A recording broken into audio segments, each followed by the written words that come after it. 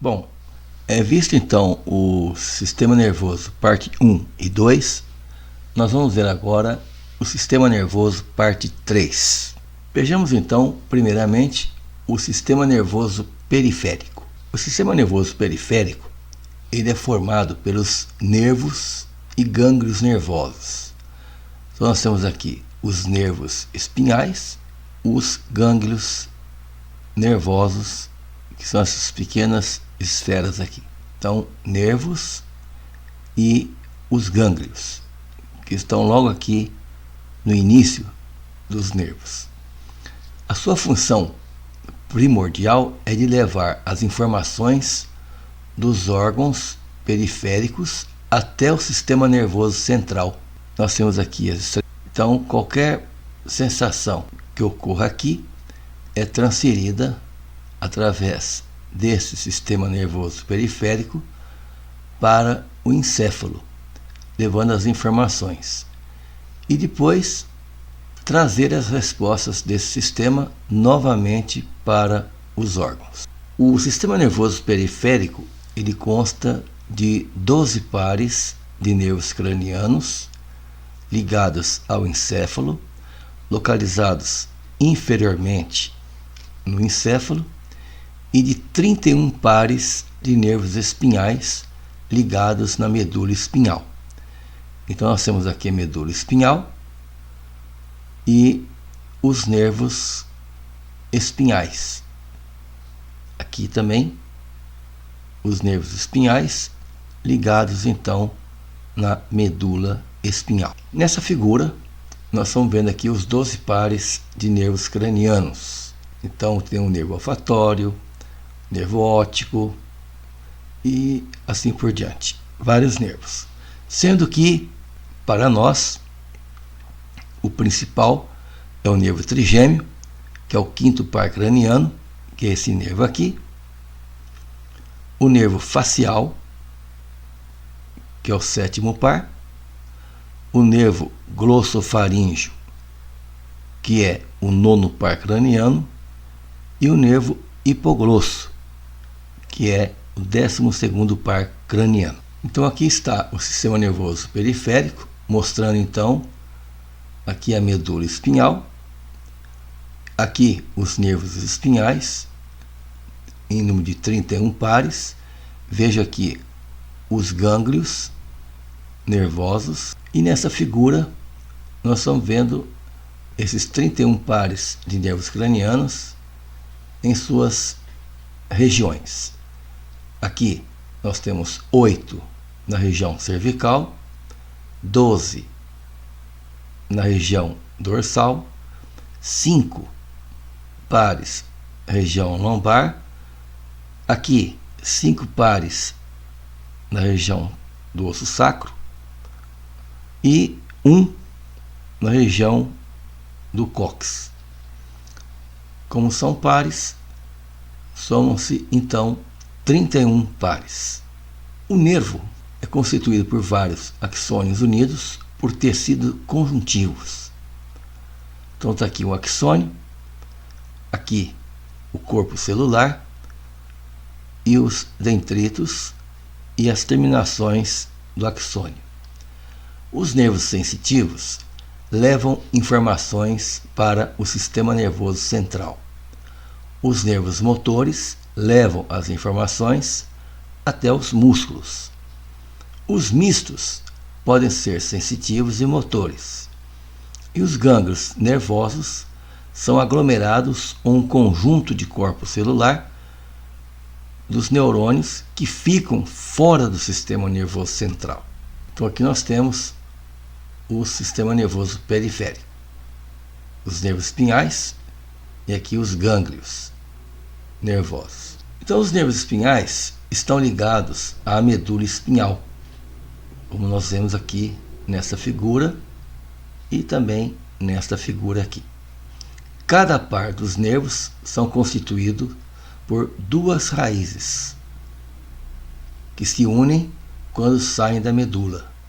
Então nós temos aqui 2 raízes que se unem quando saem da medula espinhal. Então nós temos aqui um corte transversal da medula espinhal Vejam que nós temos aqui a porção dorsal e aqui a porção ventral, ou anterior. Então, a raiz dorsal, ela é sensitiva. Então, veja aqui que a raiz dorsal, ela é sensitiva. Então, os corpos celulares dos neurônios ficam fora da medula, formando os gânglios espinhais. E a raiz ventral, que é essa daqui, é motora. Os corpos celulares dos neurônios ficam dentro da medula, da substância cinzenta. Nós estamos vendo aqui a parte sensitiva e aqui a parte motora. A parte dorsal é sensitiva, que são os neurônios sensitivos receptores, e aqui a parte ventral se refere ao neurônio motor, que são os atuadores. Então, as funções da medula, ela transporta as informações do sistema nervoso pelo corpo para a periferia. Definir respostas para estímulos simples. Exemplo: o ato de se colocar a mão em uma superfície quente e tirar rapidamente. O ato voluntário. O impulso passa pela substância cinzenta do cérebro, chega na medula, na substância branca, daí vai para o nervo motor, que são os nervos espinhais, e chega no órgão alvo, no ato de abrir e fechar a mão. O ato reflexo é muito rápido, um movimento involuntário.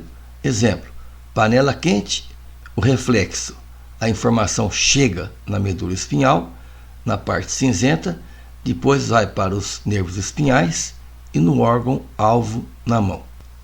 Nós estamos vendo aqui nesta figura o encéfalo e aqui a medula espinhal. Veja então que as regiões crânio sacral corresponde ao sistema nervoso parasimpático e a região tóraco-lombar ao sistema nervoso simpático. Então aqui está a porção cranial, parasimpático, porção sacral, parasimpático. E aqui a região tóraco-lombar, que corresponde ao simpático. Então o sistema nervoso somático controla os movimentos dos músculos esqueléticos, que são os músculos voluntários. Ou seja, o sistema nervoso central vai controlar os movimentos dos músculos esqueléticos, que são músculos voluntários, a gente comanda.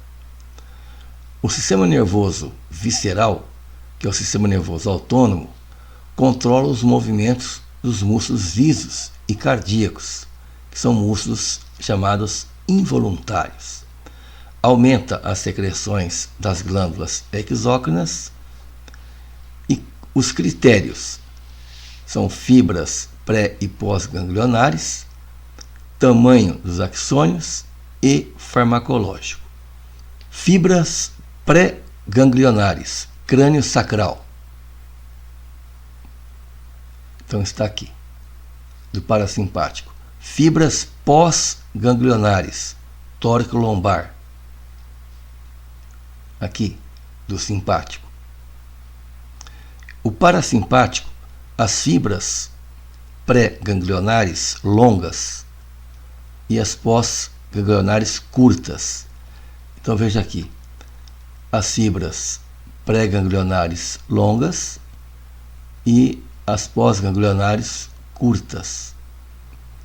No simpático, as pré-ganglionares são curtas e as pós-ganglionares são longas.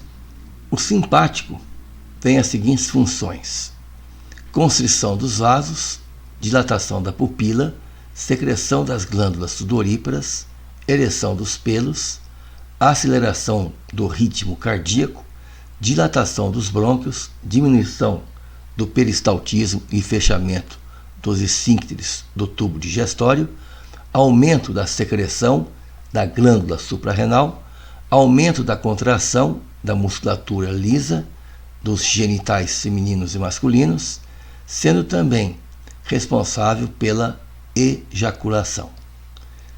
Então, seria a função do simpático. O parasimpático, a função cranial, provoca a constrição pupilar e acomodação visual. Estimula a secreção das glândulas parótidas, constrição dos brônquios e das artérias coronárias. Diminuição do ritmo cardíaco, ativa os movimentos peristálticos e a abertura dos esfíncteres do tubo digestório. Isso a porção cranial do parasimpático. A região sacral, que é esta aqui, estimula o peristaltismo do reto e da musculatura da bexiga, estimula a secreção das glândulas anexas dos genitais, inibe a musculatura das artérias, dos corpos cavernosos, resultando a ereção do pênis e do clitóris. E com isso nós encerramos o sistema nervoso, parte 3.